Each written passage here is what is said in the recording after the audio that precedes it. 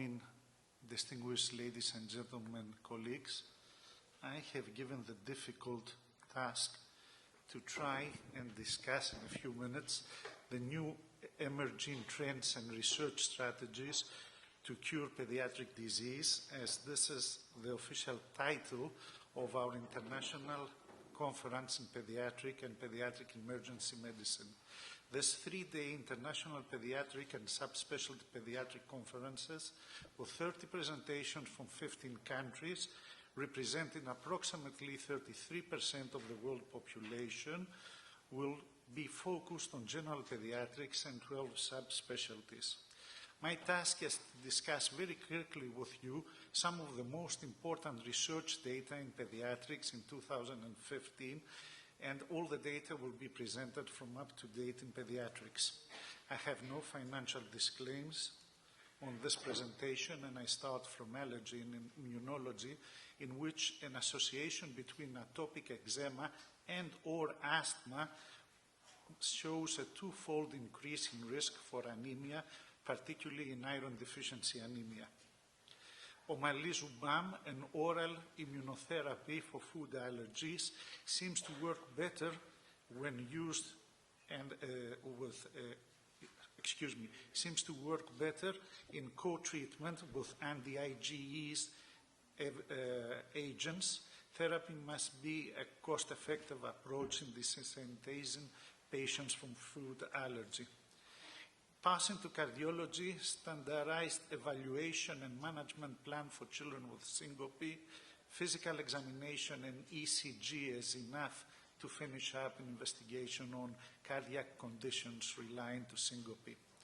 Now, the most important part of the cardiology papers that were published is that maternal hypertension during pregnancy, either treated or non-treated, has a high prevalence to present with offsprings with congenital heart disease.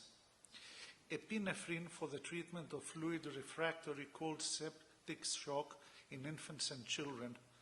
We have now the knowledge that epinephrine is rather better to be used as a first-line medication than dopamine, and the pediatric sepsis guidelines are now undergoing a new revision regarding this issue. Studies have shown that lower mortality for children treated in pediatric trauma centers related in treatment of these patients in adult or mixed centers. We have from October 2015 in the market a new enzyme replacement therapy for hypophosphatemia, and the first results seem to be very favorable. In general peds, we are coming up to an era of multi-resistance in antibiotics. In many HOO regions around the world, we have resistant antibiotics in very common bacteria like Escherichia coli, Klebsiella pneumoniae, and Staphylococcus aureus. The same thing happens in medications for treating tuberculosis and HIV. Stimulating medication for ADHD are not associated with a new onset or worsening of tics in children. Childhood obesity continues to be a growing issue, and studies show that if you start very early from the kindergarten age, you will have 4 times likely to become a clinical obese child. Outdoor activity for preventing of myopia in children. This is the first study that demonstrates an effective prevention strategy. It comes from China, the paper, and shows that 40 minutes of leisure or educational time per day for over 3 years have better outcome in the prevalence of myopia in children. Cell phone exposure. Extensive review on cell phone exposure, microwave radiation, and levels from electronic devices from 2009 to 2014 have shown us that we have an association between microwave radiation and development of cancer in children. Risks for glioma have been 3 times more increased in individuals using cell phones for more than 25 years. Risk was also increased in those who began using their cell phones before the age of 20 years, and we see a risk increase with increased year of uses. In gastroenterology, we have a new vaccination for Helicobacter pylori. The first studies have shown a favorable immune response for the first year after 3 doses of the vaccination. Zika virus infection in the Americas starts to be an important issue. Although the disease itself is a mild rash febrile disease, it is associated with congenital microcephaly, fetal losses, and Guillain-Barré syndrome. Neonatology, rapid correction of neonatal hypoglycemia seems to have a problem on neurodevelopment outcomes at the age of 2 years old. The study supports starting therapy with continuous glucose infusion of 4 to 6 milligrams per kilogram per minute and bypassing the initial bolus that was given previously. Filter sunglasses phototherapy for neonatal hyperbilirubinemia show that this very cheap device can help the treatment of neonatal hyperbilirubinemia.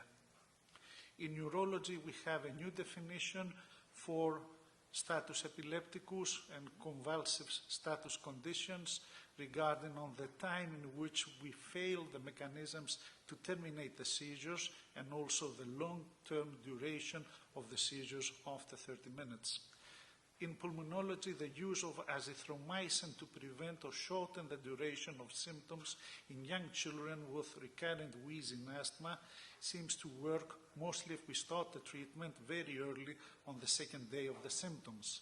In pediatric surgery, it has been shown that if we operate in less than 48 hours of the initial symptoms of appendicitis, then we will have less adverse outcomes.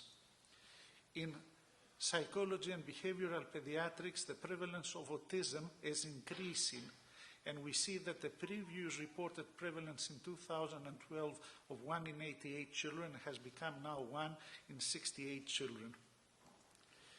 Genetic testing in autistic spectrum of disorders is very important to inform the families for prognosis and recurrency of the condition. And finally, my take-home message is that base evidence medicine on antibiotic policies, diagnosing autism behavior spectrums, preventive obesity, treatment of obstructive lower respiratory tract infection, gene therapies of metabolic disorders, assessed of risk from leisure technology devices, and preventing myopia, new guidelines on cold sepsis were among the most important areas of medical research in pediatrics during 2015. But should we draw our attention only on those, or they're the most important issues that threat childhood life? And finishing, I would like to share this video with you all.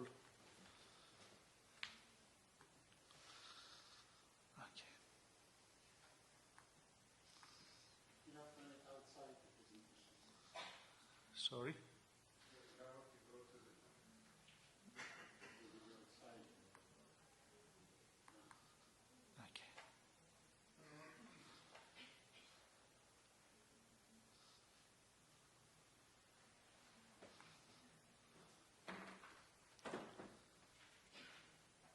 It has some voice. Yes.